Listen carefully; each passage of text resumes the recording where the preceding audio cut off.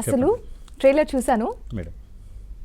ఎవరు అంటే లైక్ చూడగానే ఒక బాగా మనకు తెలిసిన పర్సన్స్ కావచ్చు లేదా యాక్టర్స్ మనం చూస్తూ ఉంటాము ఎలా యాక్ట్ చేశారు ఏంటి, దీంట్లో ఎవరు ఎలా యాక్ట్ చేశారో ఏమో కానీ ఎవరి ఫేసెస్ కనిపించట్లేదు. ట్రైలర్ చూసినంత వరకు మీకు అనిపించలేదు కదా మేడం? యా, అలాగే మూవీలో కూడా 26 క్యారెక్టర్స్ ఉంటాయి. 26 క్యారెక్టర్స్ కూడా ఎవరు కనిపించారు సినిమాలో, అంతే. నాకు ఫస్ట్ వచ్చింది థాట్ ఏంటంటే ఇలాంటి ఒక థాట్ మీకు ఎందుకు వచ్చింది, డిఫరెంట్ థాట్, లైక్ ఫేసెస్ చూపించకుండా సినిమా మొత్తం మనం రన్ చేయగలుగుతాము, ఆడియన్స్ పల్స్ పట్టుకోగలుగుతాము అని మీకు ఎలా అనిపించింది? అసలు ఈ థాట్ ఎందుకు వచ్చింది మీకు? థాట్ ఏం లేదండి, నా ఒపీనియన్ ప్రకారం ఏంటంటే కంటెంట్ మెయిన్ ఇంపార్టెంట్ అనేది నా ఒపీనియన్. ఇంతకుముందు అంటే ఎవరిని ఇక్కడ వేరే ఉద్దేశించి కాదు, కాకపోతే ఏంటంటే ఇంతకుముందు ఏ హీరో అయినా ఏ భాష అయినా కూడా డిపెండ్స్ అపాన్ హీరో, యాక్టర్స్ మీద డిపెండ్స్ అయి ఉండేది.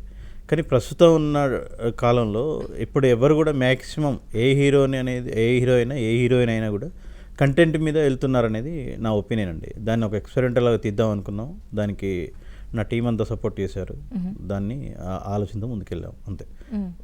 కథనమే ఇంపార్టెంట్ అనే ఒపీనియన్తో వెళ్ళిన మూవీ అండి ఇది, అంతే.